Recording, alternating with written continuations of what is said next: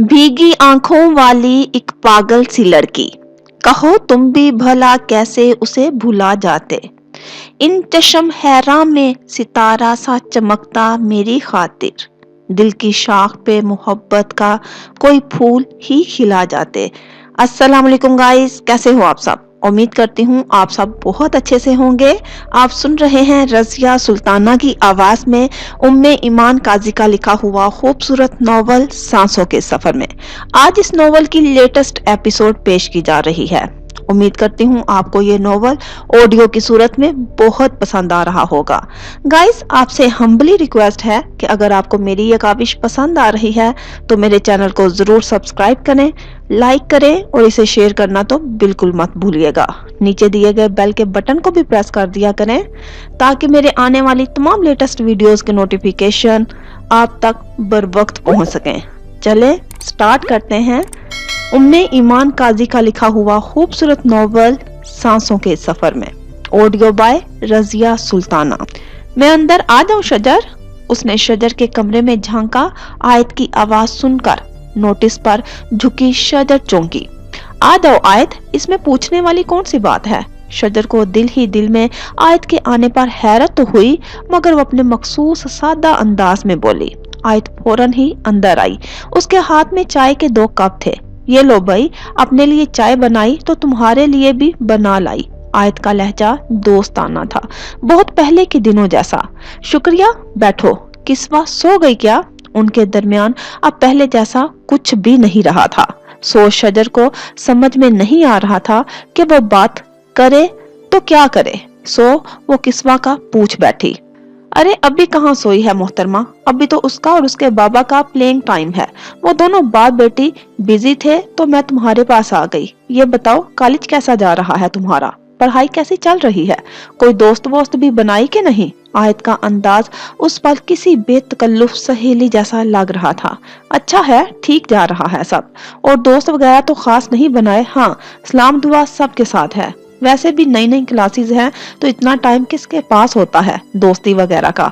वो सोच सोच कर जवाब दे रही थी कि आयत का कुछ पता नहीं था कि कौन सी बात कब और उसको बुरी लग जाए।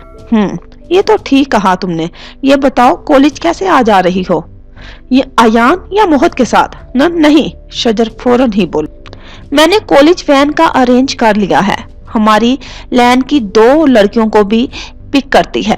हम तीनों मिलकर मेन रोड तक चले जाते हैं। 5 मिनट कैसे गुजर जाते हैं पता भी नहीं चलता मेन रोड तक। ये ठीक है, बहुत अच्छा किया। फिर आयत बहुत देर तक बैठी इधर उधर की बातें करती रही, इतनी बेतकल्लुफी से कि शजर को भी यही लगा कि वही पहले वाला वक्त लौट आया है जब वो सब एक जैसी थी, हंसती मुस्कुराती, एक दूसरे के दुख सुख बांटती। और 1 घंटे बाद आयत वहां से उठी तो शजर की रोजमर्रा की रूटीन उसे अजबर थी। वो कितने बजे घर से निकलती है, सिर्फ एक गली को क्रॉस करके अगली गली में मौजूद नबीला और सायरा आपस में कजन थी। शजर अपने गेट से निकलते ही उनको मोबाइल से बेल दे दिया करती थी। उनकी गली में पहुंचते ही वो दोनों भी अपने अपने घरों से निकल आती और वाकई इन तीनों को मेन रोड तक पहुंचने में 4 से 5 मिनट लगते थे, जहां से कॉलेज वैन उनको पिक करती थी। आयत को उसकी रूटीन का जायजा लेते हुए बहुत कुछ सोचना था। अम्मा जहां ने इन सब को बासत इसरार बुलवाया था। कभी फरीशा की कोई मसरूफियत आड़े आ रही थी तो कभी आमना की बेटी की तबीयत खराब हो जाती थी और बिला आखिर तीनों ने आपस में सलाह मशवरा करके सब मसरूफियत को एक तरफ रखा और अपनी अपनी औलादों समेत अम्मा जहां के घर वारिद हुई थी। आमना वरीशा शाम के वक्त आगे पीछे आई थी, जबकि मोमना दिन में ही बेटे के साथ आ गई थी। तीनों ही अपने अपने घर रात रुकने का कह कर आई थी, जबकि फजर और युशरा को अम्मा जहां ने खुद ही मेके का चक्कर लगाने का कह दिया था। अपनी औलादों को ताई सुल्ताना के हवाले करने के बाद वो तीनों ही अम्मा जहां के पास मौजूद थी कि कुछ देर पहले जब तीनों बच्चे एक साथ रोना शुरू हुए तो मिनटों में ही कमरे का पुरसुकून माहौल अजीब सा हो गया था। अब्दुल्ला तो अजमल से बहुत हिला हुआ था, सो वो उसे ले गया, जबकि वरीशा का बेटा और आमना की बेटी इतनी आदी नहीं थी यहाँ की, सो खुद भी बेआराम हो रही थी और माओ को भी मुश्किल में डाला हुआ था। अरे बच्चों को भी रहने देती यहीं, ایک عرصہ ہوا خوشی کے ان خوبصورت لمحوں کو محسوس کیے ہوئے۔ اماں جہاں آہستہ سے بولی، توبہ کریں اماں، منٹوں میں دماغ گھما کے رکھ دیا ان چھٹانک بھر کے بچوں نے، اور آپ کی حالت ایسی نہیں ہے کہ ایسا خطرناک شور برداشت کر سکے۔ وریشا شادی اور پھر بچے کے بعد زیادہ پر اعتماد ہو گئی نے بیزاری سے کہا، جبکہ مومنہ اور آمنہ اب بھی اماں جہاں کے سامنے زیادہ نہیں بول رہی تھی۔ تم سب بھی یہی ہی ہوتی تھی، بلکہ سارے بچے ہی ایک جیسے ہوتے ہیں۔ تمہارا کیا خیال ہے کہ اب جو مائیں بن کر ان بچوں کا گلہ کر رہی ہو تو تم لوگوں نے اپنی ماؤں کو تنگ نہ کیا ہوگا؟ اماں جہاں کے کمزور چہرے پر اس وقت اپنے بچوں کی قربت نے تھوڑی بشاشت بخیر دی تھی۔ پھر بھی اماں، آج کے تو بچے کوئی افلاطون ہی ہیں اپنی طرز کے، مجھے لگتا ہے ہم ذرا شریف قسم کے بچے ہوں گے۔ وریشا پھر بولی، لگتا ہے وریشا کا بیٹا کچھ زیادہ ہی تنگ کرتا ہے اس کو۔ مومنہ مسکرا کر بولی، تو کیا تمہیں نہیں کرتا تنگ عبداللہ؟ وریشا مومنہ کی طرف مڑی، نہیں بچے خیر تنگ تو کرتے ہیں، لیکن یہ ہے کہ ہمارے گھر میں عبداللہ سب کا ہی لاڈلا ہے تو میرے پاس کم ہی رہتا ہے۔ شادی سے پہلے تو فجر ہی سنبھالتی تھی اس کو زیادہ تر، اب وہ سدرا چچی کے پاس رہتا ہے، باقی وقت شجر اٹھا کر لے جاتی ہے۔ رات کو میرے پاس آ کر اتنا تھکا ہوا ہوتا ہے کہ سو جاتا ہے۔ مومنہ کے لہجے میں رشتوں کا مان بول رہا تھا۔ اماں جہاں نے بہت پیار سے مومنہ کو دیکھا، مزے ہیں تمہارے تو، میرے بیٹے کو میری ساس بیچاری سنبھالتی تو ہیں، پر یہ فطری چڑچڑا ہے، شاید اپنے باپ پر گیا ہے، گود میں لے کر اٹھائے پھر بس روتا بسوڑتا ہی رہتا ہے۔ وریشا نے جس انداز میں کہا، اماں جہاں آمنہ اور مومنہ مسکرا دی۔ بچوں کی تعریفیں ہو گئی ہوں تو اماں کی طبیعت بھی پوچھ لینی چاہیے، یاد رہے کہ ہم اماں جہاں کے پاس وقت گزارنے آئے ہیں اور ان کی طبیعت پوچھنے۔ آمنہ نے یاد دہانی کرائی تو وریشا ماتھے پر ہاتھ مار کر بولی، واقعی ٹھیک کہہ رہی ہو آمنہ، میں بھی آتے ہی کیا ذکر چھیڑ بیٹھی۔ اور سنائیں اماں، کیسی ہیں آپ؟ طبیعت کیسی ہے آپ؟ وہ اماں جہاں کی طرف مڑی، ویسے وہ تینوں اماں جہاں کے بیڈ پر ہی براجمان تھی۔ تم لوگوں کو دیکھ کر دوبارہ جی اٹھے ہیں، اور سچ پوچھو تو بہت اچھا لگ رہا ہے تم لوگوں کے منہ سے بچوں کا تذکرہ۔ یہ بتاؤ کہ سب اپنے اپنے گھروں میں خوش تو ہو نا؟ اماں جہاں کے بچوں کی اسی معصومیت سے بولنے پر پہلے تو وہ سب مسکرائی، پھر مومنہ سب سے پہلے بولی، اماں میرے گھر والوں کو تو آپ مجھ سے زیادہ جانتی ہیں، اسی طرح آمنہ کی ساس نے اتنا عرصہ اپنے گھر نہیں گزارا جتنا آپ کے ساتھ گزارا ہے، وہ یقیناً آمنہ سے آپ سے زیادہ محبت کرتی ہوں گی۔ ہاں وریشا سے پوچھ لیں، ماشاءاللہ سے لگتی تو خوشی ہی ہیں۔ اپنی بات کے آخر میں مومنہ نے وریشا کو دیکھا جو اماں جہاں کے قریب ہو کر بیٹھ گئی تھی۔ جی اماں، ہم سب ہی خوش ہیں اپنے اپنے گھروں میں، آپ فکر مند نہ ہوں۔ منتہا بھی ہوتی تو وہ بھی آج اپنے گھر کے بارے میں کچھ نہ کچھ بتا رہی ہوتی۔ اماں جہاں نے جس انداز سے کہا، آمنہ اور وریشا تو ساکت رہ گئی، جبکہ مومنہ کی آنکھوں میں آنسو آ گئے تھے۔ اسے دلہن بننے کا بہت شوق تھا۔ اس کے منہ سے لفظ ٹوٹ ٹوٹ کر ادا ہوئے اور پھر وہ ہاتھوں میں منہ رکھ کر سسکنے لگی تھی۔ اب کی بار ساکت ہونے کی باری اماں جہاں کی تھی۔ ہائے اللہ، شادی کے بعد میکے میں گزارے دن بھی فینٹیسی بن جاتے ہیں، یہ مجھے اب پتا چل رہا ہے۔ فجر نے آنکھیں میچ کر کہا، ویسے ایک اور بات نوٹ کی یشرا آپ نے؟ وہ کوہنیوں کے بل اونچی ہوتی بولی، کیا؟ یشرا کا دھیان نہیں تھا اس طرف۔ یہ آپ کے کھوئے کھوئے اور گمسم انداز مجھے بڑے چونکا دیتے ہیں کبھی کبھی۔ یشرا کا خاطر خواہ رد عمل نہ دیکھ کر وہ منہ بنا کر بولی۔ وہ اس کی بات پر یشرا ایک دم سنبھلی تھی۔ توبہ ہے فجر، تم سے بھی اب مجھے اس قسم کی باتیں سننے کو ملیں گی۔ موڈ سوئنگز بھی کسی چڑیا کا نام ہے کہ نہیں؟ تم بیوی بزنس مین کی ہو مگر انداز سارے پولیس والوں کی بیویاں جیسے ہیں۔ یشرا جھنجھلا کر بولی، بتاؤ اب کیا کہہ رہی تھی تم؟ یشرا نے سیل ایک جانب رکھ کر پوری توجہ فجر کی طرف کی۔ کہیں سیاں جی سے تو نہیں ہوائی رابطے میں تھی؟ میں نے ڈسٹرب کر دیا؟ نہیں بھائی، ہر وقت یہی کام نہیں رہ گیا میرا، یشرا بیزاری سے بولی۔ ہونا بھی چاہیے رابطہ، ہم تو دوسرے فریق کو شتر بے مہار چھوڑنے والے نہیں، اور آپ کو بھی یہی نصیحت کرتے ہیں، فجر نے شان بے نیازی سے کہا، اور اس کا انداز اور بات ایسی تھی کہ یشرا ایسے بے بسی سے ہنسی جیسے کہہ رہی ہو کہ تمہارا کچھ نہیں ہو سکتا۔ मुद्दा ये था इस सारी गुफ्तगू से पहले कि आपकी भाभी बेगम बड़े खुशगवार मूड में मिली। 10-15 मिनट साथ बैठकर सब घर वालों का हाल अहवाल पूछा और सबसे अच्छी बात तो ये पता चली कि मोहद और आयत के दरमियान सब ठीक हो गया है। शुक्र है पाक परवरदिगार का लाख लाख। बस अब ये घर मजीद मसाइल का मुतहम्मिल हो सकता है और ना ही मजीद बेसकूनी का। जी बिल्कुल, बस ये आयत का मजाज इसी स्टेज पर ही रहे तो ही सब मुमकिन है। वो पुरसोच अंदाज में सर हिलाकर बोली, ये लड़की किधर गई? चाय ही थी, पाइप बनाने तो नहीं लग गई? इतने दिन बाद मिले हैं, इतनी बातें जमा हो गई हैं। वैसे युशरा, फजर के जहन में अचानक एक ख्याल आया तो वो उछलकर बैठ गई। कितना अच्छा होता हमारा एक और देवर होता तो हम दोनों शजर को भी अपने घर ही ले जाते, देवरानी बनाकर। फजर का अंदाज बच्चों जैसा था। उसके अच्छे नसीब की दुआ किया करो फजर। नसीब अच्छा हो तो फिर इंसान को रिश्तेदारी के बगैर ही फूलों के रास्ते पर लेकर चलता है, और अगर नसीब ही बुरा हो तो फिर मनपसंद साथ की हमराही में भी कांटे उग आते हैं। क्या बात हो रही है भाई? शजर लवाजमात से भरी ट्रे लेकर आते हुए बोली, कुछ नहीं, तुम बैठो। और हम कोई मेहमान तो है नहीं कि तुम इतने एहतमाम करने चल पड़ी थी। हमें तुम्हारी कंपनी चाहिए बस। फजर उसके साथ हाथ से ट्रे लेकर बोली, बस अब आ गई हूँ। शजर मुस्कुराकर उनके पास ही बैठ गई थी। तुम? पहले पहल तो वो फैसल की बात सुनकर कुछ लम्हे साकत रही। वो सोच भी नहीं सकती थी कि वो इतनी दीदा दलेरी से उसे कॉल कर सकता है। पता नहीं कि उसके पास उसका नंबर कहां से आया था। अखबार वाले वाकये के बाद तो उसने मोबाइल का इस्तेमाल ही छोड़ दिया था। वो तो अब अम्मा जी और मोहत के इसरार पर उसने मोबाइल रख लिया था कि कॉलेज जाते उसको जरूरत पड़ सकती है। उसका नंबर भी सिर्फ घर लोगों के अलावा फजर और युशरा के पास था। क्यों कॉल की है और मेरा नंबर कहां से लिया? वो रुखे लहजे में बोली। इस वक्त उसे फैसल पर ना गुस्सा आ रहा था ना कोई और जज्बा था उसके दिल में उसके लिए।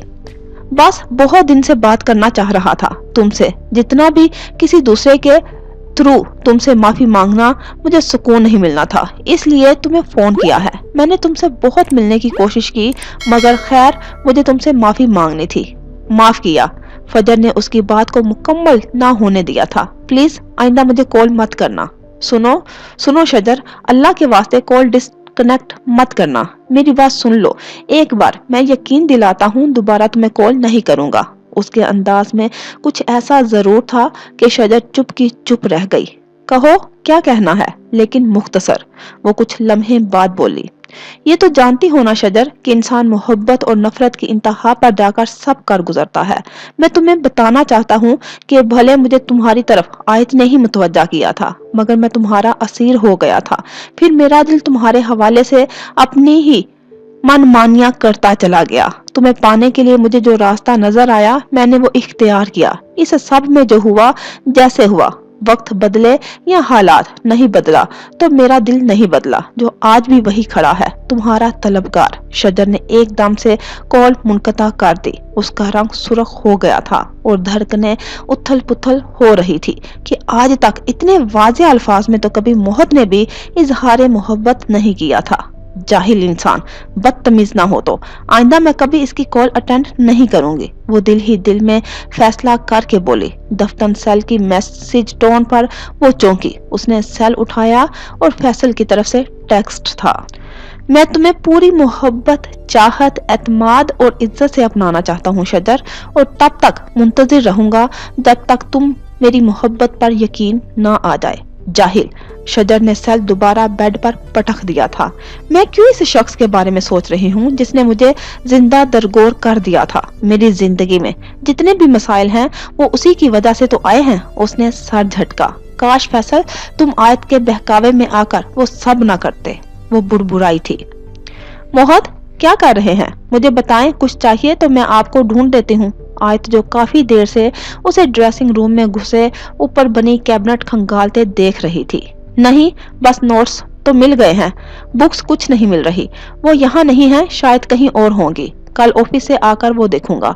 वो मिट्टी से अटे हुए नोट्स का पलंदा लेकर स्टूल से नीचे उतरा और मेज पर रख दिया। उन पर पड़ी मिट्टी एहतियात से साफ की और वर्क उल्ट कर देखने लगा। हाँ, وہ تو میں دیکھ ہی رہی ہوں، مگر یہ اب آپ کے کس کام کے ہیں؟ یہ تو غالباً آپ کے بہت پرانے نوٹس ہیں، کالج کے زمانے کے، ان کو کیا کرنا ہے؟ اب ردی میں ڈال دیں۔ آیت حیرت کا اظہار کرتی اس کے قریب آئی۔ ایسے ہی ردی میں ڈال دوں؟ تم نے کچھ پڑھ کے دیا ہوتا تو پتا ہوتا تمہیں کہ ایک سٹوڈنٹ کی لائبریری اور نیٹ کھنگال کے کر دن رات کی محنت کے بعد بنائے گئے نوٹس کتنی قیمتی ہوتے ہیں۔ ایک دنیا دیوانی ہوتی تھی کہ کسی طرح محمد مصطفیٰ کے نوٹس کی ایک جھلک ہی ان کو مل جائے۔ اب یہ شجر کے کام آئیں گے، وہ مگن سا کہتا ان کو بڑی احتیاط سے صاف کرتا کہہ رہا تھا، جبکہ آیت وہیں جل کر کوئلہ اور پھر راکھ ہو گئی تھی۔ ایسا کرو، یہ شجر کو دے آؤ، اس سے کہنا کہ بکس کل مل جائیں گے اسے۔ وہ کاغذوں میں ہی الجھے ہوئے بولا، آیت کی شکل اور تاثرات دیکھے بغیر۔ بلکہ تم رہنے دو، میں خود ہی دے آتا ہوں اور سمجھا بھی دوں گا اسے۔ اپنے آپ سے بولتا وہ نوٹس کا پلندہ لے کر باہر نکل گیا۔ اللہ کرے تم مر جاؤ شجر، حسب معمول آیت نے اس کو بد دعا دی تھی۔ بڑی دادی، کہو بچے، اماں جہاں نے لرزتی ہوئی آواز میں کہا کہ رات سے ہی ان کی طبیعت بہت خراب تھی۔ میں نے ایک فیصلہ کیا ہے۔ وہ ان کے قریب ہی بیٹھی سر جھکا کر بول رہی تھی۔ اب کی بار اماں جہاں نے اس کی طرف استفہامیہ نظروں سے دیکھا تھا۔ میں، وہ کہتے ہوئے رکی، جیسے ان کے سامنے بات منہ سے نکالنا بہت مشکل ہو۔ اماں جہاں نے اپنا کمزور ہاتھ اس کے ہاتھ پر رکھا تو یشرا نے آنسوؤں سے بھری نظریں اٹھا کر ان کو دیکھا۔ میں نے بڑی مشکل سے ہی صحیح یہ فیصلہ کیا ہے کہ میں عبدالحنان کی زندگی سے دور چلی جاؤں۔ اس نے خود پر کڑے ضبط بٹھا کر یہ بات کہی تھی۔ اس کے ٹھنڈے ہاتھوں پر اماں جہاں کا نحیف سا ہاتھ لرز کر رہ گیا تھا۔ میں نے بہت سوچا اور اس نتیجے پر پہنچی ہوں کہ میں اور آپ جتنی کوشش کر لیں، اگر عبدالحنان نہیں چاہتا تو وہ کبھی نہ کبھی مجھے یہ تکلیف ضرور دے گا، ایک غیر متوقع تکلیف جو آپ کو توڑ کر رکھ دے۔ اس سے بہتر ہے میں خود ہی درد کی اس بھٹی سے اکیلے گزر جاؤں۔ وہ آہستہ آہستہ بول رہی تھی۔ میں دیکھ رہی ہوں کہ آپ اسے دیکھنے کے لیے کتنی بے قرار ہیں، اور وہ صرف میری وجہ سے آپ سے ملنے نہیں آ رہے ہیں۔ میں جانتی ہوں کہ میں عمر بھر بھی یہاں رہوں گی، وہ عمر بھر یہاں قدم نہیں رکھیں گے۔ میں اس کی زندگی اور گھر سے چلی جاؤں تو ہو سکتا ہے کہ وہ اپنی زندگی کی کسی ایسی راہ کا تعین کر لے جو اسے بھلے محبت دے نہ دے، سکون دے دے۔ وہ آزردگی سے بولی۔ یش یش راہ؟ اماں جہاں کے آنسو بہ نکلے۔ ان کی کپ کپاتی آواز کو نظر انداز کرتی یشرا اپنی ہی کہتی رہی، نہیں بڑی دادی، آپ نے جو میرے لیے کرنا تھا کر لیا۔ جب اپنی خواہش پوری کرنے کے لیے تدبیر کی ہر حد کو آزما لیا جائے اور پھر بھی نتیجہ صفر رہے تو سمجھ لینا چاہیے کہ وہ چیز ہماری قسمت میں ہے ہی نہیں۔ میرے نصیب میں بھی شاید عبدالحنان کا نام لکھا گیا ہوگا، اس کا ساتھ نہیں۔ آپ ٹینشن نہ لیں، میں نے بہت سوچ سمجھ کر یہ فیصلہ کیا ہے اور میں بالکل ٹھیک ہوں، سکون میں ہوں، اس لیے آپ میری فکر بالکل مت کیجیے گا۔ اماں جہاں نے اذیت سے آنکھیں میچی۔ یشرا بھی کسی گہری سوچ میں ڈوبی، ان کے ہاتھ تھپ تھپا رہی تھی۔ سارے ٹیسٹ ہو گئے تمہارے پوتے کے؟ جی آیت بی بی، پروردگار آپ کو ہمیشہ خوش رکھے۔ علاج بھی شروع کروا دیا ہے جی بچے کا، ہمارا تو رواں رواں آپ لوگوں کے لیے دعائیں کرتا ہے۔ رضیہ شکر گزاری سے بولی۔ وہ آپ نے ایک کام کہا تھا، اس کی بھی میں نے اپنے بیٹے سے بات کر لی تھی، وہ آپ کا ہر حکم ماننے کو تیار ہے، جب اور جیسے کہیں۔ آپ نے تو سمجھیے ہم دونوں ماں بیٹے کو خرید لیا ہے۔ رضیہ رو دی۔ اسے ہی کہوں گی رضیہ، وہی کرے گا یہ کام، فیصلہ کن انداز میں آیت بولی۔ ہاں جی، کیوں نہیں کرے گا، وہی کرے گا، ہر صورت کرے گا۔ اس کو میرا ایک میسج دینا کہ بس اب وقت آنے ہی والا ہے، یہ میرا نمبر اس کو دے دینا اور اس کو کہنا اپنے سیل میں فیڈ کر لے، میں جلد ہی اس سے رابطہ کروں گی۔ آیت نے پرچی پر لکھا ہوا اپنا نمبر رضیہ کے ہاتھ میں پکڑایا، جسے اس نے جلدی سے اپنے دوپٹے کے پلو سے باندھ لیا تھا۔ اب تم جاؤ۔ وہ اضطراری انداز میں اٹھ کھڑی ہوئی۔ اور ہاں سنو، دفتر اس نے رضیہ کو روکا تھا، اب میری تمہاری اس حوالے سے بات نہیں ہوگی، اب جو بھی بات ہوگی تمہارے بیٹے سے ہوگی، اس لیے تم نے اس سلسلے میں منہ سے بھاپ بھی نہیں نکالنی، سمجھ گئی؟ جی چھوٹی بی بی، جیسے آپ کا حکم، رضیہ لجاجت سے کہتے ہوئے وہاں سے چلی گئی۔ بس شجر، بہت برداشت کر لیا میں نے تمہیں، اب تو آر ہوگا یا پار، وہ بربرائی۔ اس لمحے اس کی آنکھوں میں عجیب سی شیطانی چمک پیدا ہو گئی تھی۔ پھر تم نے کیا سوچا شجر؟ وہ کل دی جانے والی پریزنٹیشن پر نظر ڈال کر ابھی لیٹی ہی تھی کہ میسج ٹون پر چونکی۔ اس نے لاشعوری طور پر موبائل اٹھا کر میسج پڑھا، شجر پلیز مجھے معاف کر دو، یقین کرو تمہارے سارے دکھ میں اپنی پلکوں پر سمیٹنے کو تیار ہوں۔ ایک لمحے کو ان الفاظ نے اپنے ساتھ باندھ لیا تھا، دوسرے ہی لمحے یہ خیال آتے ہی یہ الفاظ کس کی طرف سے آئے تھے اس کے ہونٹ بھینچ گئے تھے۔ تم میری جان چھوڑ کیوں نہیں دیتے فیصل؟ کبھی رہزن بھی رہنما بنے ہیں۔ آزردگی سے بربراتے اس نے سیل آف کر کے سائیڈ میں رکھا اور اٹھ کر بیٹھ گئی۔ ایک دم سے نیند جیسے اس سے خفا ہو کر دور جا بیٹھی تھی، بیڈ گراؤنڈ سے ٹیک لگا کر آنکھیں موندتے ہی جیسے گزرا وقت واپس پلٹ آیا تھا۔ اغوا کے ہولناک لمحوں نے آج بھی اس پر وحشت طاری کر دی تھی۔ وہ جھرجری لے کر جیسے کسی خواب سے بیدار ہوئی تھی۔ کچھ سمجھ میں نہ آنے پر اس کا ہاتھ اضطراری انداز میں پھر سیل فون کی طرف بڑھا تھا۔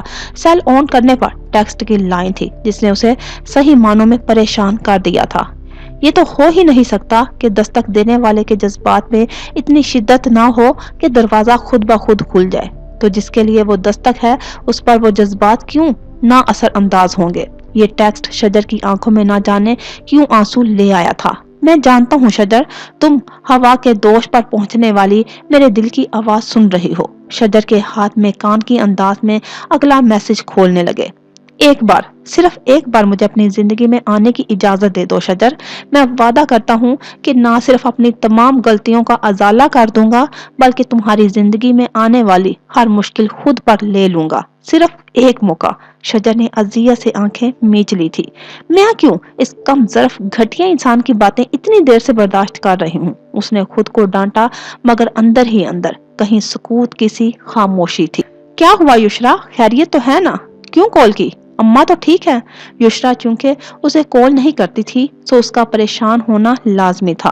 وہ ٹھیک نہیں ہے عبدالحنان، وہ آہستہ سے بولی۔ کیوں، کیا ہوا؟ میری 2 دن پہلے بات ہوئی تھی ان سے تو وہ بالکل ٹھیک تھی۔ 2 دن میں ہزارویں پل ہوتے ہیں عبدالحنان، اور انتظار کی سولی پر لٹکے شخص کے لیے ایک ایک پل ایک صدی کے برابر ہوتا ہے۔ وہ اداسی سے بولی، جانتے ہیں نا کہ وہ ہر پل آپ کو اپنے پاس دیکھنے کی خواہاں ہیں۔ آپ کو یا تو اس وقت ان کی بات مان کر مجھے گھر ہی نہیں لانا چاہیے تھا، اور اگر لے بھی آئے تھے تو گھر چھوڑ کر نہیں جانا چاہیے تھا۔ یوں سمجھ لیں ان کی طبیعت میں بگاڑ آپ کے اسی فیصلے کی بدولت آیا ہے۔ بس وہ اظہار نہیں کرتی، اور جس دن آپ سے بات ہوئی ہے اور اس دن سے بی پی جو شوٹ ہوا ہے نیچے آنے کا نام ہی نہیں لے رہا۔ وہ آج شاید بہت پریشان تھی، اس لیے تفصیل سے بات کر رہی تھی۔ اجمل نے ڈاکٹر کو نہیں دکھایا ان کو، وہ بھی پریشان ہوا تھا۔ دکھایا تھا، ڈاکٹر کی وہی ہمیشہ والی ہدایت ان کو خوش رکھے، کسی بھی قسم کی ٹینشن نہ دیں، اور آپ جانتے ہیں کہ ان کی خوشی بھی آپ ہیں اور ٹینشن دور کرنے کی دوا بھی۔ ڈاکٹر نے جو کرنا تھا کر دیا۔ وہ طویل سانس لے کر بولی، میں آتا ہوں یشرا، تم ان کا خیال رکھو۔ جی میں انتظار کروں گی۔ اس کی بات پر وہ چونکا کہ مہینے ہوئے وہ اپنے جذبات کا اظہار کرنا چھوڑ چکی تھی، اور کئی دنوں بعد اس کے منہ سے یہ بات سن کر نہ جانے کیوں عبدالحنان کو خوشگوار سا احساس ہوا تھا۔ مجھے آپ سے ایک ضروری بات کرنی ہے۔ وہ جیسے عبدالحنان کو الجھی ہوئی سی محسوس ہوئی۔ کیا بات ہے یشرا، کوئی پریشانی ہے؟ اس کے احساس کرنے والے انداز پر یشرا کا دل چاہا کہ وہ رو دے، اس کی آنکھیں بھر آئی تھی۔ یشرا بتاؤ، میں پریشان ہو رہا ہوں۔ نہیں، پریشانی والی بات نہیں ہے، آپ پریشان نہ ہوں، وہ سنبھل کر بولی، بلکہ آپ کے لیے تو شاید خوشی کی خبر ہو۔ گھر آتے ہیں تو بات ہوتی ہے۔ وہ کال ڈسکنیکٹ کر گئی تھی۔ اماں جہاں کی طبیعت پھر خراب ہو رہی تھی۔ میری بات سنو بچے، انہوں نے اکھڑی سانسوں کے ساتھ یشرا کو اپنے پاس بلایا۔ تائی سلطانہ اور فجر ابھی کمرے سے باہر گئی تھی۔ جی بڑی دادی، وہ لپک کر اماں جہاں کے پاس آئی۔ مجھے نہیں لگتا کہ میں اب زیادہ دن جی پاؤں گی، وہ اکھڑی ہوئی سانسوں کے درمیان بولی۔ بس ہمارے حق میں دعا کرنا، جو گناہ ہم سے جانے انجانے میں ہوئے ہیں وہ اللہ ان کو درگزر فرما دے۔ بڑی دادی ایسی باتیں مت کریں، یشرا رو دی۔ وہ تمہارے بغیر جی نہیں پائے گا بچے، اگر وہ تمہیں اپنی زندگی میں واپس بلائے تو انکار مت کرنا۔ بس کبھی کبھار ہمیں زندگی کو ٹھیک طرح سے سمجھنے کے لیے ایک شدید ضرب درکار ہوتی ہے۔ بس اس ضرب کی چوٹ کو محسوس ہونے سے پہلے تو اس کے پاس لوٹ جانا۔ انا کے کھیل میں کئی بار گھر میں نہیں زندگیاں بھی برباد ہو جاتی ہیں. ابھی وہ بھی انا کے ہاتھوں کھیل رہا ہے. اس جیسی بے وقوفی تم مت کرنا. ہمارا عبدالحنان پروردگار کے بعد اب تمہارے حوالے ہے. انہوں نے بہت مشکل سے بات مکمل کی تھی. جب تک عبدالحنان آیا اما جہاں پر دورے کی سی کیفیت طاری تھی. سانسیں بری طرح سے اکھڑی ہوئی تھی. آنکھیں اوپر کو چڑھ گئی تھی. یوں لگ رہا تھا جیسے ان پر جان کنی کا عالم طاری ہو گیا ہے. اماں. عبدالحنان کی آنکھیں بھر آئی. عبدالحنان کی آواز سن کر ان کی آنکھوں سے پانی بہہ نکلا تھا. لب کچھ کہنے کی کوشش میں پھر پھرائے مگر وہ بول نہ سکی. سانس دونکنے کی مانند چلنے لگی تھی. اماں. عبدالحنان نے دوبارہ بے تابی سے پکارا. یسرا ان کو چادر پہنائیں. فجر اجمل کو کال کریں کہ ہاسپٹل پہنچے. میں اماں کو ہاسپٹل لے کر آ رہا ہوں. یسرا آپ بھی ساتھ چلیں گی اور فجر بی بی آپریٹرس لائیں. میں بی پی چیک کر لوں. عبدالحنان جلدی جلدی ہدایت دیتا ہوا بولا. وہ بے حد پریشان نظر آ رہا تھا. یسرا اس کی بات پر عمل کر رہی تھی. اما جہاں پر فالش کا شدید حملہ ہوا تھا جس نے ان کے جسم کے تقریباً تمام اعضاء کو متاثر کیا تھا. عبدالحنان تو یہ خبر سن کر بالکل ہی ڈہ گیا تھا. ویسے بھی اپنے ساتھ ہونے والے حادثے کے بعد وہ پہلے جیسے مضبوط اعصاب کا مالک نہیں رہا تھا. ہر بری اور اچانک خبر بری طرح سے اثر انداز ہوتی تھی اس پر. ابھی تھوڑی دیر پہلے ہی فجر، اجمل، تائی سلطانہ بھی ہاسپٹل میں تھے مگر عبدالحنان نے ان کو زبردستی گھر بھیج دیا تھا. بھیجنا تو وہ یسرا کو بھی چاہتا تھا مگر وہ ضد کر کے اس کے پاس رک گئی تھی کہ عبدالحنان کو خود سے بھی زیادہ جانتی تھی. ڈاکٹر کی طرف سے ملنے والی خبر کے بعد اس کے چہرے کو دیکھتے ہی اس کے دل کی پریشانی بھانپ گئی تھی. عبدالحنان. یسرا نے جیسے ہی اس کے کندھے پر ہاتھ رکھا وہ اپنے خیالوں سے چونکا. سرخ آنکھوں سے اس کی سمت دیکھا. یسرا اس کے پاس ہی بیٹھ گئی. اس کے ٹھنڈے یک ہاتھوں کو اپنے ہاتھوں میں تھاما. یہ آزمائش ہے عبدالحنان، ان کے لیے بھی اور ہمارے لیے بھی. وہ اپنے مخصوص نرم انداز میں بولی. مالک نے ہمیں رستہ بھی تو دکھایا ہے نا غموں کی اتھاہ گہرائیوں سے نکلنے کا. نماز اور صبر کی مدد لینے والوں کو وہ بھی پسند فرماتا ہے اور ان کی آزمائش کو مختصر بھی کر دیتا ہے. اور یہ تو ہم سب ہی جانتے ہیں نا کہ وہ آزماتا بھی ہے تو اپنے پیاروں کو. وہ اس کے ہاتھوں کو مضبوطی سے تھامے کہہ رہی تھی مگر وہ ساکت رہ گئی جب اس نے عبدالحنان کے ہاتھوں کو تھامے اپنے ہاتھوں پر اس کے گرم آنسوں کو گرتے دیکھا. وہ رو رہا تھا. یسرا کا دل چاہا وہ بھی اس کے ساتھ رو دے مگر وہ بہت بار ایسی منازل سے گزر چکی تھی جہاں وہ خود اندر سے جذباتی توڑ پھوڑ کا شکار تھی. اپنے کسی اخلاقی اور جذباتی سہارے کی ضرورت تھی مگر اپنے آپ کو مضبوط دکھاتے ہوئے اس نے دوسروں کے درد بانٹے تھے. دوسروں کو رونے کے لیے اپنا کندھا فراہم کیا تھا. کبھی موہد، کبھی شجر تو کبھی اما جی. آج ویسا ہی ایک کڑا پل ان کے درمیان آن ٹھہرا تھا. عبدالحنان، ہم مسلمان ہیں نا اور ہمارے اور پروردگار کے درمیان رابطے کی سب سے مضبوط کڑی دعا ہے جس کو فراموش کر کے ہم صرف رونے اور شکوہ کرنے میں مصروف رہتے ہیں. وہ رب تو بلاتا ہے ہر پل ہمیں اپنی طرح. وہ تو دعا کو پسند کرتا ہے اور دعا کرنے والے کو بھی آمین مل کر دعا کرتے ہیں. بڑے دادی کے لیے، ان کی آسانی کے لیے. شاہراگ ہے قریب اس رب نے تب بھی سنی تھی جب آپ کی زندگی سے ڈاکٹر مایوس ہو چکے تھے. وہ آج بھی ہماری سنے گا جب بڑی دادی سخت مشکل میں ہیں. وہ بہت ہمت کر کے بول رہی تھی. عبدالحنان کو نہ جانے کیا ہوا. اس کے کندھے پر سر رکھ کر بے اختیار رو دیا تھا. ایسا میرے ساتھ ہی کیوں ہوتا ہے یسرا؟ میں جس سے بھی محبت کرتا ہوں قدرت ایسے حالات پیدا کر دیتی ہے کہ میرے بہت پیاروں کو مجھے خود سے دور کرنا پڑتا ہے. دنیا میں میں جن دو لوگوں کو سب سے زیادہ چاہتا ہوں وہ آج میرے ساتھ تو ہیں میرے پاس نہیں ہیں. مجھ سے برداشت نہیں ہو رہا تو میں خود سے دور کرنے کا فیصلہ خود کر کے بھی میں خود کو سمجھا نہیں پا رہا تھا کہ ایک اور آزمائش میری مقدر کر دی گئی. میں کیسے اتنے محاذوں پر اکیلا لڑ سکتا ہوں؟ اس نے روتے ہوئے کہا. آپ نے مجھے جانا ہی نہیں عبدالحنان، ورنہ اپنے اکیلے ہونے کی بات کبھی نہ کرتے. وہ اس کے ہاتھوں کو ابھی تک اپنے ہاتھوں میں لیے ہوئے تھی. اس کو احساس دلا رہی تھی کہ وہ اب بھی اس کی ہے. میں زندگی کی ہر کھٹر راہ پر آپ کے ساتھ ہی ہوں اور ہوں گی. عبدالحنان نے بمشکل خود کو سنبھالا. اس کے کندھوں سے سر اٹھا کر ایک طویل سانس لی. دل ہی دل میں ایک بار پھر خود کو اس کے سامنے کمزور پڑنے پر لتاڑا. میں نے ماں اور باپ دونوں کی جگہ اما جہاں کو دیکھا اور محسوس کیا اس کی آواز اب بھی بھیگی ہوئی تھی۔ لوگوں کے لیے وہ کسی جابر حکمران کی مانی تھی۔ لڑکیاں ان سے ڈرتی بھی تھی اور کسی حد تک ان کی سختی کو ناپسند بھی کرتی تھی۔ وہ اما جہاں کی شخصیت کی پرت پرت اس کے سامنے کھول رہا تھا، مگر میرے لیے وہ سراپا محبت تھی۔ ماں باپ، بہن بھائی یا دوست، کسی ایک رشتے کی بھی مجھے کبھی کمی محسوس نہیں ہونے دی۔ انہوں نے بوقت ضرورت ہر رشتے کا لبادہ خود ہی اوڑھ لیا تھا میرے لیے۔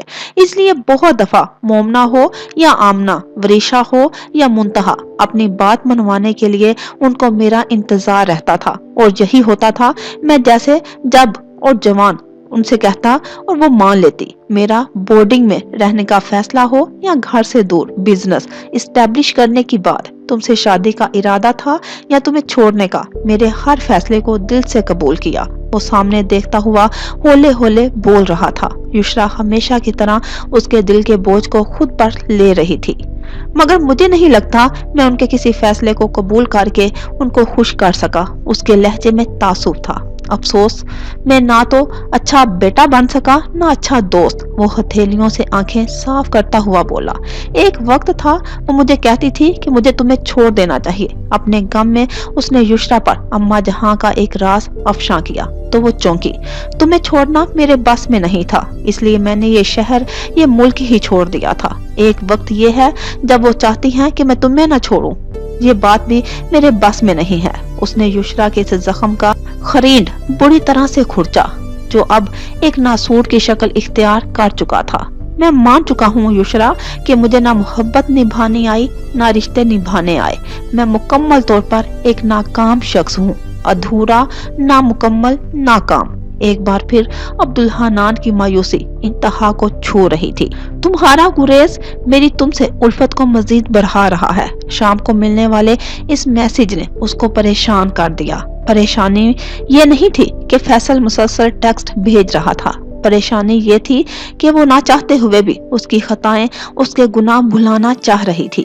وہ بار بار خود کو یاد دلاتی تھی اس کی یہ بے رنگ اور بے کیف زندگی فیصل کی وجہ سے ہے، اسی کی وجہ سے وہ زندہ درگور ہو گئی تھی۔ آج بھی اس کا شمار نہ زندوں میں تھا نہ مردوں میں، مگر وہ اسے نفرت نہیں کر پا رہی۔ ہر ٹیکسٹ پر اس کے ہاتھ اسی ارادے سے حرکت میں آتے کہ اس کا میسج ڈیلیٹ کر دے گی پڑھے بغیر اور اس کے نمبر کو بلاک کر دے گی، مگر ہر بار وہ اس کا ٹیکسٹ پڑھ لیا کرتی تھی۔ اسے خود اور اپنے دل پر بے حد غصہ تھا کہ وہ اس کی اتنی بے تکلفی کا برا کیوں نہیں مان رہی، کیوں وہ اس کے بھیجے گئے تمام ٹیکسٹ پڑھ کر اس کا حوصلہ بڑھا رہی ہے، اسے ڈھیل دے رہی ہے۔ فیصل اس کی خاموشی کو اس کی معافی سمجھ کر شیر ہو رہا تھا اور وہ اسے چپ ہو کر آگے بڑھنے کی کمک فراہم کر رہی تھی۔ تمہیں پتا ہے شجر، ایک بار پہلے تمہاری بے رخی نے مجھے تمہاری طرف قدم بڑھانے پر مجبور کیا تھا، ایک بار پھر تمہاری اعلیٰ ظرفی مجھے تمہاری طرف کھینچ رہی ہے۔ فیصل کا اگلا ٹیکسٹ اس کی آنکھوں میں آنسو لے آیا۔ کیوں؟ اس کی خود بھی سمجھ میں نہ آ سکا۔ آیت کی فطرت میں انتقام ہے شجر، میں جان چکا ہوں اس کو اور اس کے ساری گیم کو۔ اس نے موہت کو اپنانے کے لیے میرا اور تمہارا یکساں استعمال کیا۔ وہ اس وقت تک چپ نہیں بیٹھے گی جب تک تمہیں اس گھر سے موہت کی زندگی سے دور نہ کر دے۔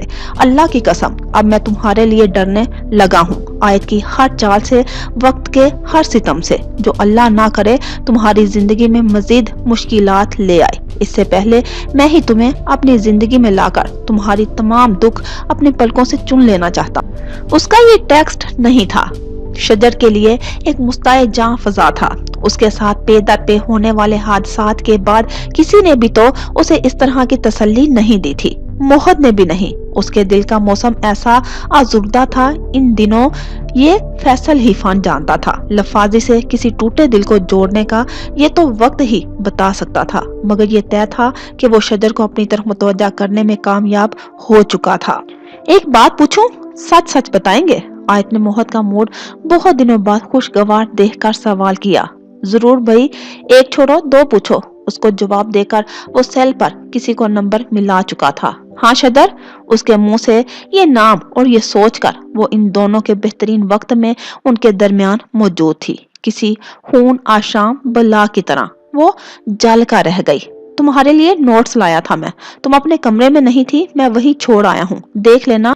एक पुराने मगर कॉम्पिटेंट स्टूडेंट की खिदमत हासिल की हैं इस सिलसिले में। मुझे यकीन है तुम्हारा मसला हल हो जाएगा। अरे शुक्रिया की क्या बात है, ठीक है। वो मोबाइल रखते हुए उसकी तरफ मुतवज्जा हुआ।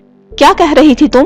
कुछ नहीं, वो जल कर बोली। It's okay. उसके कंधे उचकाकर कहने पर वो क्लिस ही तो गई थी। मुझे सिर्फ ये पूछना था कि क्या जिंदगी में मोहब्बत सिर्फ एक बार होती है? दिल में हजारों बदगुमानियां लिए उसने तरह कर पूछा तो मोहद उसके सवाल पर चौंका। बहुत मुश्किल सवाल है। इसे कुछ सोचते देखकर वो मशकूक से लहजे में बोली, नहीं मुश्किल तो नहीं है, लेकिन मुझे लगता है बहुत से लोगों के मामले में इस सवाल का जवाब मुख्तलिफ हो सकता है। मतलब? उसके मुबहम जवाब पर उसके माथे पर शिकने पड़ी। आप अपना बताएं, मुझे औरों से कोई मतलब नहीं। वो किसी कदर इश्तियाक से बोली, मेरे ख्याल से तुम सब कुछ मुझसे ज्यादा जानती हो। जानती हूँ, अच्छी तरह जानती हूँ। वो तवील सांस लेकर बोली, लेकिन मोहब्बत क्या आपकी जिंदगी का कोई भी ऐसा लम्हा नहीं है जब मेरी मोहब्बत से आपके दिल पर दस्तक दी हो? कोई ऐसा पल जब मेरी मोहब्बत की शिद्दत को आपने महसूस किया हो? उसने उसका बाजू झंझोड़ कर पूछा। मोहद कुछ पल उसके चेहरे को देखता रहा, फिर दूसरी तरफ मुंह करके बोला, तुमने मोहब्बत कब की आयत जो मेरे दिल पर दस्तक देती या मुझे अपनी तरफ मुतवज्जा करती? तुमने तो जिद की थी, इंतकाम लिया था और अब तक इसी जिद के रास्ते पर चलती आ रही हो, मगर आज तक मैं तुम्हें समझ नहीं आ सका। हाँ, बस अपनी इस जिद का नाम तुम्हारी लुगत में मोहब्बत है और तुम्हारी इस मोहब्बत का जवाब मेरे पास नहीं।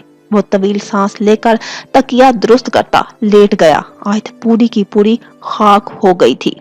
गौर से मेरी बात सुनो। वो छत पर टहलती हुई किसी से मोबाइल पर बात कर रही थी। मोहद के ऑफिस जाने के बाद किस्बा को ताई सफिया के हवाले करके वो ऊपर आ गई थी। मैंने बैलेंस भिजवा दिया है तुम्हारे नंबर पर। हर वक्त तुम्हारा सेल तुम्हारे पास होना चाहिए। काम का वक्त आ चुका है। उसका लहजा संगीन था। फिर कुछ पल उसने दूसरी तरफ बात सुनी। आजकल वो कॉलेज बाकायदगी से जा रही है। मैं तुम्हें उसके घर से निकलते ही कॉल करूंगी। हमारे गेट से आगे 3 से 4 मिनट तक वो अकेली होती है। तुम्हें जो भी कुछ करना है इसी वक्त में करना होगा, क्योंकि आगे से वो लड़कियां उसके साथ होती हैं जिनको अपने घर से निकलते ही बेल देती है। उसके बाद कॉलेज तक वो तीनों साथ होती हैं। वापसी पर भी वो तीनों इकट्ठी होती हैं। उनके गेट से हमारे गेट तक वो अकेली होती है, मगर वापसी का टाइम मुनासिब नहीं होगा। इस काम के लिए सुबह का वक्त नहायत मुनासिब होगा। आजकल सर्दी की वजह से 10-11 बजे तक धुंध होती है। हर तरफ दूसरा इस वक्त इर्द गिर्द कोई भी नहीं होता। वो तफसील से एक एक बात बता रही थी। तुम बाइक पर होगे और काम करते ही वहां से रफू चक्कर हो जाओगे। जिस रास्ते से आओगे वापस दूसरे रास्ते से जाओगे। सीसीटीवी की लोकेशन एक चक्कर लगाकर देख लो, और ये भी कि तुमने खुद को उससे कैसे सेफ रखना है। उसको हदायत देती वो किसी प्रोफेशनल वारदात करने वाले को भी मात दे रही थी। ये और बात थी कि उसे खुद अपनी सलाहियतों का अब एहसास हो रहा था कि वो कितनी अच्छी मंसूबा साज है। उसके बाद तुम अपने फोन से उस को निकाल कर जाया कर दोगे और फिर तुम भूल जाओगे कि तुम्हारा मुझसे कभी राब्ता भी हुआ था। याद रहे, तुम्हारा टारगेट उसका फेस होना चाहिए। मैं इस चेहरे को फिर कभी भी पहले जैसा नहीं देखना चाहती। उसके लहजे में तनफर कूट कूट कर भरा हुआ था, और जब 15 मिनट बाद वो बात करके फारिग हुई तो एक इंतकामी मुस्कुराहट उसके चेहरे पर रक्सा थी। वो कोमे में जा चुकी हैं। ये खबर इन दोनों पर बिजली बन कर गिरी थी। नहीं, ऐसे नहीं हो सकता। अब्दुल हनान लड़खड़ाया था। युशरा ने उसे सहारा देकर बेंच पर बैठाया। वो होश में तो आ जाएंगी। युशरा ने हवास बहाल रखते हुए डॉक्टर से पूछा, देखिए बीबी, कुछ नहीं कहा जा सकता। कोमे वाले मरीज कई कई साल भी इसी हालत में रहते हैं और बास दफा इसी हालत में उनकी डेथ भी हो जाती है। और ये भी सच है कि अपने 25 साला मेडिकल कैरियर में मैंने इन आंखों से ऐसे ऐसे मरीजों को भी होश की वादी में पलटते देखा है जिनसे डॉक्टर बिल्कुल मायूस हो चुके थे। बाहैसियत मुसलमान हमारी दुआ पर पुख्ता यकीन है। बस दुआ कीजिए। डॉक्टर ने एक एक हरफ सच कहा था। वो मायूसी से सर हिलाती अब्दुल हनान के पास आई, जिसकी हालत ऐसे मुसाफिर जैसी थी जो अपनी सारी पूंजी रास्ते में लुटाकर अब मंजिल तक पहुंचने के काबिल ना रहा हो। عبد الحنان، اس کے پکارنے پر عبد الحنان نے خالی خالی نظروں سے اسے دیکھا۔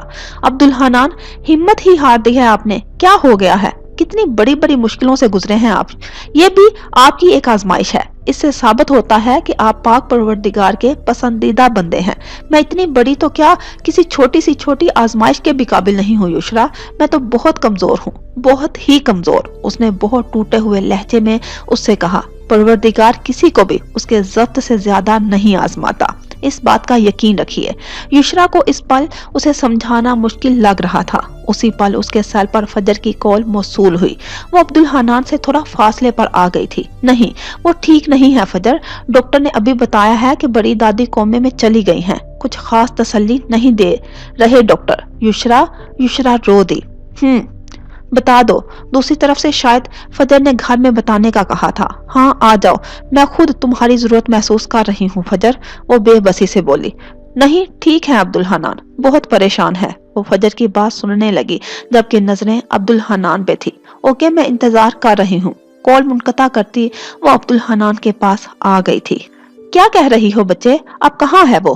اماں جی کی آواز میں صدمہ سا تھا۔ پھر تھوڑی دیر دوسری طرف بات کرنے کے بعد انہوں نے موبائل ایک طرف رکھ کر اپنے آنسو پونچھے اور جائے نماز لپیٹتی ہوئی شجر فکر مندی سے ان کے پاس آئی۔ کیا ہوا اماں جی، خیریت تو ہے؟ کس کی کال تھی اتنی صبح؟ خیر ہی تو نہیں ہے شجر، تیری بڑی دادی پرسوں سے ہاسپٹل میں ہیں اور کل رات سے کومے میں ہیں، ڈاکٹر کچھ خاص تسلی نہیں دے رہے، اماں جی روتے ہوئے بولی۔ شجر نے صدمے سے منہ پر ہاتھ رکھ لیا تھا۔ شجر دیکھو، تمہاری تائی اٹھ گئی ہوگی نماز کے لیے، اس کو بلاؤ۔ موہد یا ایان میں سے جو جاگ رہا ہے، مجھے ابھی اپنی بہن کے پاس جانا ہے۔ جی اماں جی، آپ روئیں مت، میں بلاتی ہوں تائی جان کو، شجر پریشانی سے کہہ کر باہر نکل گئی۔ سدرا چچی اور تائی صفیہ دونوں ہی لاؤنج میں مل گئی تھی۔ سدرا چچی قرآن پاک پڑھ رہی تھی جبکہ تائی صفیہ جائے نماز پر بیٹھی تھی۔ شجر نے جلدی انہی صورتحال بتائی۔ کیا ہوا شجر، خیریت تو ہے نا؟ مومنہ بھی چائے لے کر سدرا چچی کے پاس آ گئی، جو نماز کے بعد چائے پینے کی دعا دی تھی۔ شجر نے اسے بھی بتا دیا۔ شجر تم ایسا کرو بچے، اماں جی کے لیے ہلکا سا ناشتہ بنا دو، وہ ناشتہ کر کے دعائیاں بھی کھا لیں تو اچھا ہے، وہاں نہ جانے کیسی صورتحال سے سامنا ہو تو ان کی طبیعت نہ بگڑ جائے۔ تائی صفیہ جائے نماز سمیٹتی ہوئی اٹھتی شجر سے مخاطب ہوئی۔ امی، میں نے بھی جانا ہے اماں جہاں کو دیکھنے، اماں جی کے ساتھ، مومنہ تڑپ کر سدرا چچی سے بولی۔ ہاں ضرور جاؤ، مننے کو بھی سنبھال لوں گی میں، بھابھی اور میں پھر بعد میں آ جائیں گے ان کو دیکھنے۔ مومنہ تم مننے کو دیکھ لو، میں ناشتہ اور چائے بنا رہی ہوں، میں بھی تم لوگوں کے ساتھ ہی چلتی ہوں، شجر نے فیصلہ کن انداز میں کہا۔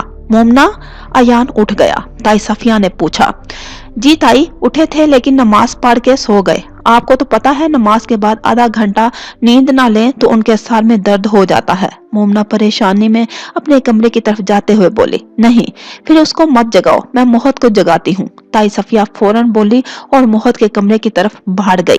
آج کا دن اس کی زندگی میں ایک اہم موڑ لے کر آنے والا تھا، یہی سوچتے ہوئے وہ رات دیر تک جاگتی رہی تھی۔ اس سے پہلے وہ شجر کے کمرے میں چائے لے کر گئی تھی اور تسلی کر لی تھی کہ کل شجر کو ہر صورت کالج جانا تھا، کہ اس کی بہت ضروری پریزنٹیشن تھی۔ وہاں سے نکلنے کے بعد اس نے اکیلے میں جا کر رضیہ کے بیٹے کو ساری بات سمجھا دی تھی اور وقت اور مقام سب بتا دیا تھا۔ وہ جوش تھا یا حسد کی کوئی حد جو اسے سونے بھی نہیں دے رہی تھی؟ اللہ اللہ کر کے 2 بجے اسے نیند آئی تھی۔ جس وقت وہ بیدار ہوئی گھڑی پر ٹائم دیکھ کر چونکی، مقررہ وقت میں چند ہی منٹ باقی تھے جب مقابل نے تفویض شدہ کام کرنا تھا۔ دھڑکتے دل سے وہ باہر آئی اور اس سے پہلے اطمینان کر لیا کہ کسبہ سوئی رہی ہے، مگر گھر میں معمولی سے زیادہ خاموشی تھی۔ آواز کی سمت کا تعین کر کے وہ سدرا چچی کے کمرے کی طرف آئی۔ ارے شکر ہے تم اٹھ گئی آیت، بیٹا یہاں تو اس کو پکڑ لو یا پھر کچن دیکھ لو ذرا، ناشتہ بنا کر گئی ہے شجر، بس میز پر لگانا ہے۔ یہ رضیہ بھی دن بدن نکمی ہوتی جا رہی ہے، کہاں بھی ہے کہ ناشتے کے ٹائم تک آ جایا کرو، مگر رضیہ کے ذکر پر آیت کا دل دھڑکا۔ سدرا چچی اب بتا رہی تھی کہ سب اماں جہاں کی طرف گئے ہیں، موہد اور ایان بھی ساتھ گئے ہیں، وہاں سے آفس چلے جائیں گے۔ शजर शजर गई कॉलेज? उसने पूरी बात से सुने बगैर अटक अटक का पूछा। हाँ शजर भी, मगर अभी सिद्रा चची की बात पूरी ना हुई थी कि किस्वा की जोर से रोने की आवाज ने उसको बौखला दिया था। वो फौरन अपने कमरे की तरफ भागी। धार से दरवाजा खोलने पर साकत रह गई। बेड से नीचे गिरी किस्वा तरप तरप कर रो रही थी कि उसके सर के आसपास खून का छोटा सा तालाब बना हुआ था। किस्वा, वो चीख मार कर उसके पास आई। सिद्रा चची भी हाँफती कांपती उसके पीछे ही आई थी। आयत तो हाथ पांव फुलाए बस बच्ची को देख रही थी। क्या हो गया बच्ची को आयत?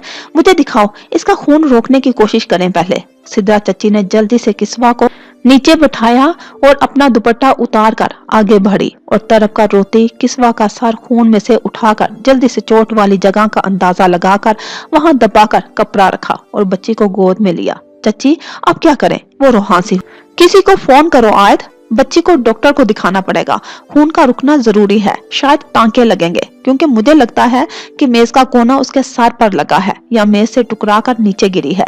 सिद्रा चची परेशानी से बोली। आयत ने बेड के पास रखी शीशे की मेज को देखा जिसे वो आयत के छोटे मोटे सामान रखने की गर्ज से बेड के पास घसीट लिया करती थी। चची, आप किस्वा को पकड़े, मैं सिस्टर खोला को बुला कर लाती हूँ। पास से वो 9 बजे ड्यूटी के लिए निकलती हैं, अभी घर पर होंगी। ख्याल आने पर उसने सिद्रा चची से कहा और दुपट्टे को अच्छी तरह से लपेटती धुंध भरी इस सुबह में जैसे ही घर का गेट खोलकर अजलत में बाहर निकली थी, काफी देर से इंतजार करता रजिया का बेटा चौकन्ना हो गया था।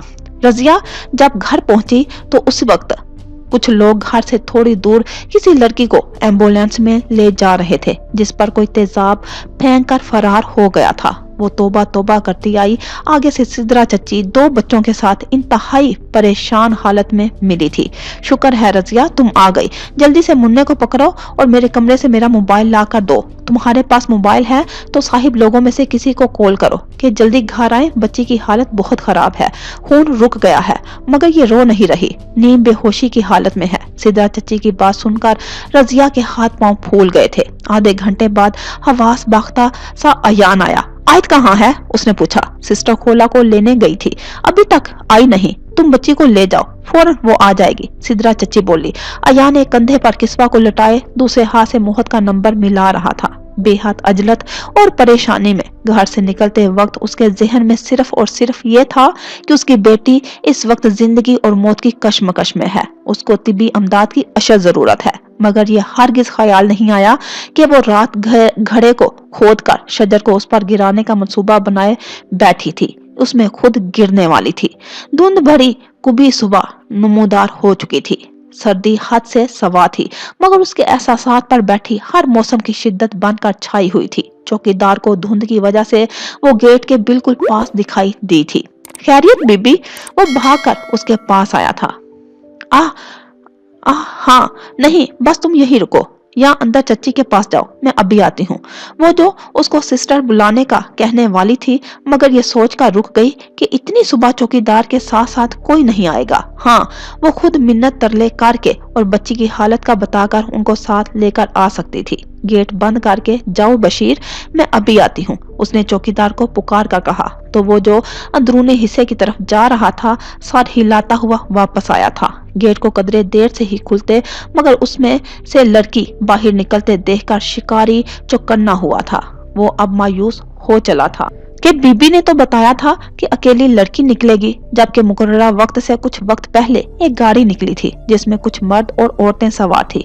यकीनन वो मतलूबा लोग नहीं थे। अब उसका इंतजार खत्म हुआ था। लड़की की अजलत में निकलकर तेज तेज कदमों से चलते देखकर उसने मुंह पर निकाब के अंदाज में बांध गया रुमाल और जोर से कसा और जेब में मतलूबा चीज की मौजूदगी को छूकर इत्मीनान किया करके बाइक को किक लगाई और उसने लम्हों में लड़की को जा लिया था। आयत जो अपनी ही परेशानी में थी, अपने नजदीक बाइक रुकते देखकर जैसे होश में आई थी।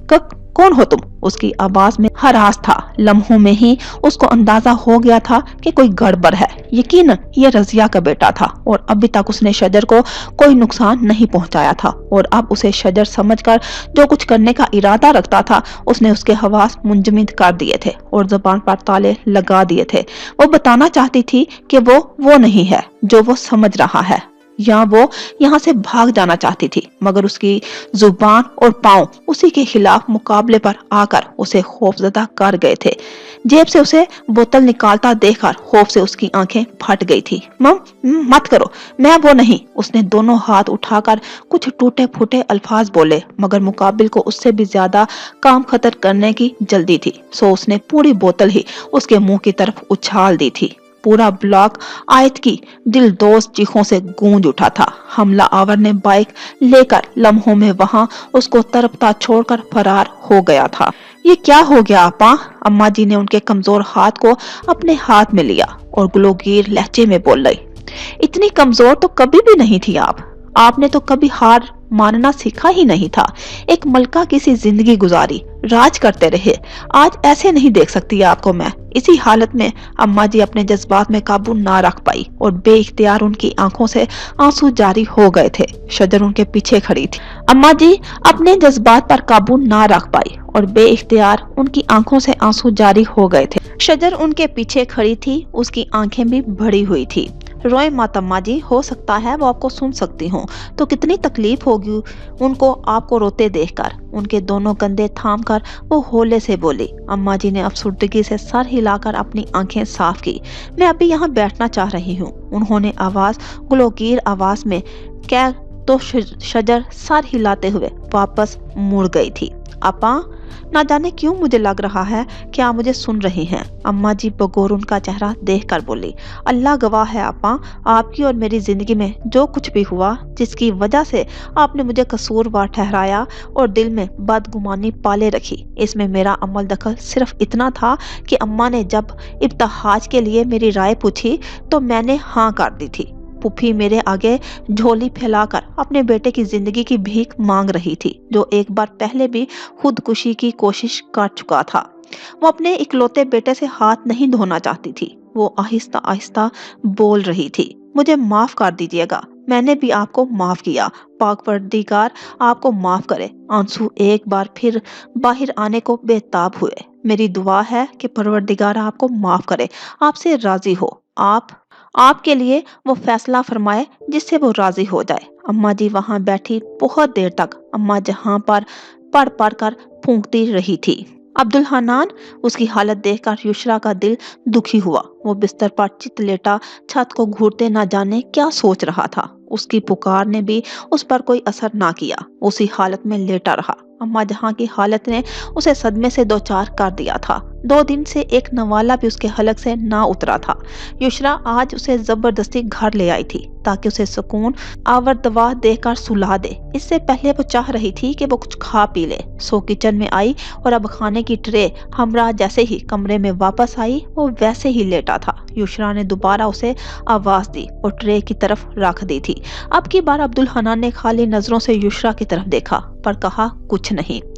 اٹھیں کچھ کھا لیں، بلکہ اکٹھے ہی کھاتے ہیں، مجھے بھی بھوک لگ رہی ہے۔ اتنا تو جانتے ہیں آپ کہ بیمار کی تیمارداری بھی ایک تندرست و تیوانہ انسان ہی کر سکتا ہے۔ ہم خود بیمار ہوں گے تو ان کی دیکھ بھال کیسے کریں گے؟ یسرا نے بے حد نرمی سے کہا۔ یہ اس کے الفاظ کا اثر تھا یا لہجے کا؟ عبدالحنان بنا کچھ کہے اٹھ کر بیٹھ گیا تھا۔ یسرا نے کھانے کی ٹرے درمیان میں رکھی اور نوالا بنا کر اس کی طرف بڑھایا۔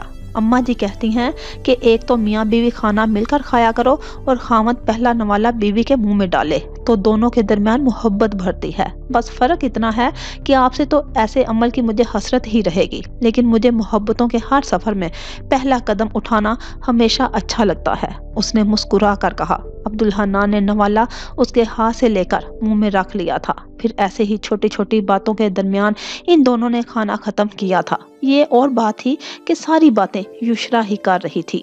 چلیں اب میں آپ کو اپنے ہاتھوں کی بنی مزیدار سی چائے پلاتی ہوں، اس نے برتن سمیٹ کر مسکراتے ہوئے کہا۔ عبدالحنان یک ٹک اسے دیکھ رہا تھا۔ یسرا کو جیسے ہی اس کے اس طرح دیکھنے کا احساس ہوا، اس کے ہاتھ کانپے اور دھڑکنوں نے بھی الگ ہی راگ الاپا تھا۔ کیا ہوا؟ اس نے ہولے سے پوچھا۔ عبدالحنان کی آنکھیں سرخ تھی۔ یسرا، آواز میں بھیگا پن سا تھا۔ کیا ہوا عبدالحنان؟ طبیعت تو ٹھیک ہے؟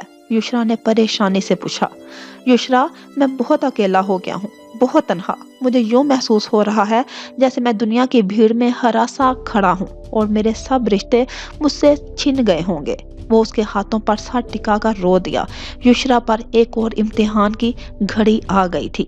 अब्दुल हन्नान, आपसे किसने कहा कि आप अकेले हैं? मैं हूं ना आपके साथ। परवरदिगार ने चाहा तो बड़ी दादी भी जल्दी ठीक हो जाएंगी। वो उसके सर को देखते नरमी से बोली। अब्दुल हन्नान ने झटके से सर उठाया। युशरा, तुम एक वादा करो मुझसे, वो किसी बच्चे की तरह बोला। युशरा अंदर ही अंदर डर गई। ना जाने वो अब उससे क्या वादा लेने वाला था। कहीं फिर तो उससे आगे वो सोच नहीं सकती थी। अब्दुल हन्नान की नजरें उस पर टिकी हुई थी। बोले, अब्दुल हन्नान, मैं हर वो बात मानने के लिए तैयार हूँ जिससे आप खुश हो जाएं। उसने दिल कड़ा करके कहा, साथ ही उसकी आंखें भर आई थी, लेकिन चेहरे पर मुस्कुराहट थी। मुझे कभी छोड़कर मत जाना, उसकी दरख्वास्त थी या मस्ताए जां अफजा। उसने युशरा को तपते रेगिस्तान से गुलो गुलजार के दरमियान ला खड़ा किया था। वो तो उसकी बात की उम्मीद ही छोड़ चुकी थी कि अब्दुल हन्नान अब कभी उसे दोबारा से अपनी रफाकत का मान देगा। मैं तुम्हें खुद कहूँ तब भी नहीं, बस इस अधूरे जले कटे बंदे के साथ अधूरी और जली कटी ही सही जिंदगी गुजारने का हौसला पैदा कर लेना कि अब तो मेरे पास खोने को कुछ भी नहीं बचा। तुम जानती हो आखिरी बार मुझसे अम्मा ने क्या कहा था? उसने बेबसी से कहा। युशरा उस बार कुछ बोल ना पाई। उन्होंने कहा था, युशरा, वो अनमोल हीरा है जिसे तुमने खो दिया तो वो हीरा अभी अपनी चमक दमक खो देगा और तुम अभी सिर्फ एक टांग से महरूम हो। उसके बाद जिंदगी की हर खुशी और सुकून से महरूम हो जाओगे। मेरी जिंदगी से कहीं मत जाना युशरा। वो उसके हाथ थामे उसकी यकीन दहानी चाह रहा था। युशरा बस रोते हुए इस बात में सर हिला रही थी, जबकि उसका रुआ रुआ पाक परवरदिगार के हजूर शुक्र गुजार था। मोहद ने अजियत से आंखें मीची हुई थी तो शजर ने मुंह पर हाथ रखकर अपनी निकलने वाली बेख्तियार चीखों का गला घूंटा था कि हॉस्पिटल के यख बस्ता इस माहौल में सामने लेटा वो वजूद हंसती खिलखिलाती आयत का नहीं, बल्कि वजूद पर सजा वो चेहरा अब चेहरा ही कहाँ था। उस खूबसूरत चेहरे के नकोश तेजाब ने ऐसे गुडमुड करके बिल्कुल बराबर कर दिए थे जैसे कुम्हार गलत बर्तन बन जाने पर मिट्टी को अपने हाथों से ही बिगाड़ डालता है। आंखें, कान और नाक की जगह कटा फटा गोश्त था। मुंह की हियत भी बिगड़ चुकी थी। कौन है? और तो और उसकी आवाज भी आयत वाली आवाज ना रही थी। वो किसी अजीब मखलूक की आवाज थी। क्रह सीटी बजाती। मुझे माफ कर देना, चेहरा बगाड़ कर अपनी जिंदगी बनाने चली थी। देखो तो आज ना जिंदों में हूँ ना मुर्दों में, अंदर बाहर एक आग है जो मुझे जला रही है। उसने अटक अटक कर सारी बात मुकम्मल की। उसने ही शजर पर तेजाब दिलवाने का मंसूबा बनाया था, मगर अभी हिचकियां लेकर बात ही कर रही थी कि एक झटका लेकर उसका जिस्म सीधा हुआ और वो बिल्कुल चुप हो गई थी।